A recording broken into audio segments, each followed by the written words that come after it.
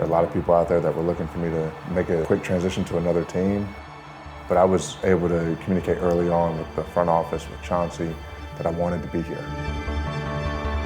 But I actually wanted to be in Portland. It's an opportunity I wanted and I've really embraced.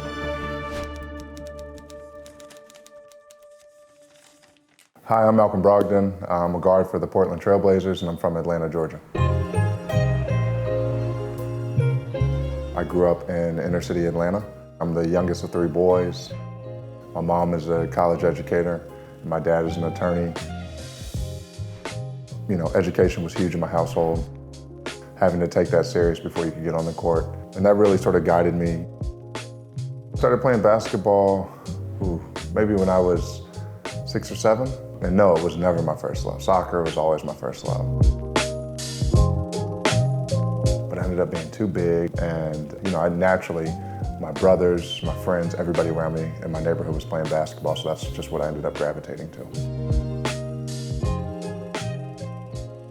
My brothers, they were definitely hard on me. We were hard on each other. It was a very competitive household. In the classroom, on the court, everything, we competed, and I think that's what, you know, drove all of us to be, I think, respected in our different fields.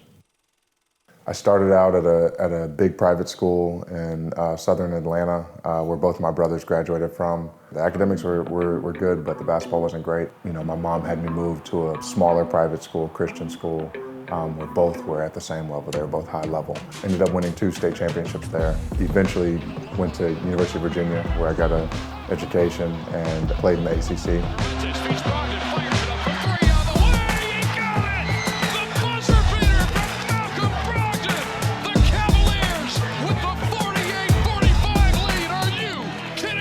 First year at Virginia was really, I think, where I faced my biggest challenge, you know, especially as an athlete. I broke a bone in my foot and then had to redshirt my second year, sit out. You know, it really sort of made me look at school, education, everything differently, basketball. So I had to develop a plan B.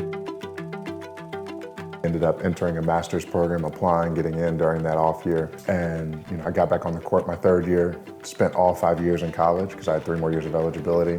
And after my 4th year, I actually had a chance to leave and go to the NBA. I wasn't going to get drafted where I wanted to get drafted. So I decided to come back and finish my master's degree, which I did. I thought that was a great decision that my mom really pushed me towards. What is your degree in? It's in public policy.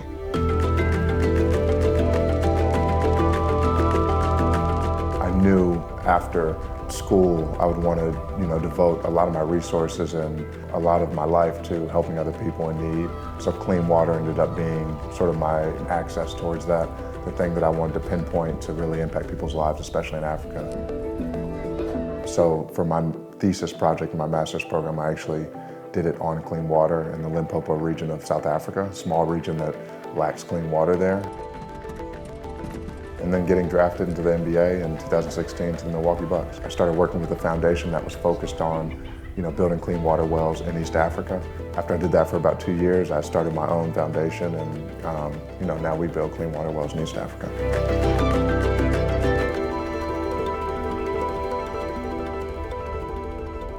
I was able to win Rookie of the Year my first year. I came to the league after 5 years of college and I was 23 years old. I had a lot of experience. I was more like a Tumani, playing all those years and, you know, being mature, being ready for this. I was sort of thrown into the fire, into the mix. I was starting for the Milwaukee Bucks with, you know, up-and-coming stars like Giannis and Jabari Parker and guys like that. So I was given a lot of opportunity, but, you know, I was able to really handle the opportunity and have a good season. It was good, but, you know, now I'm able to reflect on it, to look at the rookies we have now and guide them through it, guide them through that rookie year because it's tough. No matter if you win that award or not, it's a tough rookie year. Everybody's on your back. The higher pick you are, like a guy like Scoot, you're not cruising. You actually have more pressure on you. You have the coaches on your back more because the expectations are through the roof. So for a guy like him, I want to be sort of a guy of balance for him to talk to not criticize him, but to encourage him all the time. But I want to be that for all the young guys on our team. Honestly, I was excited to be with an organization that was rebuilding, that would value my input, value my leadership, value my presence on the court with young guys. I've actually grown to really, really enjoy Portland. Portland has so much culture. There's such great food. It's probably the best food city I've lived in ever. The people are so nice. The people have been very welcoming to me and my family. And the fans are excellent. How they embrace us. Win, lose, or draw, they are there. They're supporting us, they're loud. They love the Blazers. Heads to the rim, lead it up and in.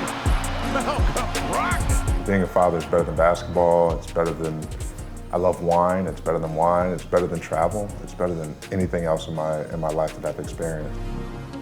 It's so gratifying, such a privilege to be able to raise another human being that looks sort of like you. Like it's just that acts a little bit like you when you did. My girls are a complete mix between me and my wife, but they're amazing. They're my whole heart. So like they're what I look forward to. They're what inspire me every day to go to work, to have a good attitude, to enjoy what I'm doing, and then no matter what happens at work, to come home with a good attitude and to embrace the challenge of being a father every day.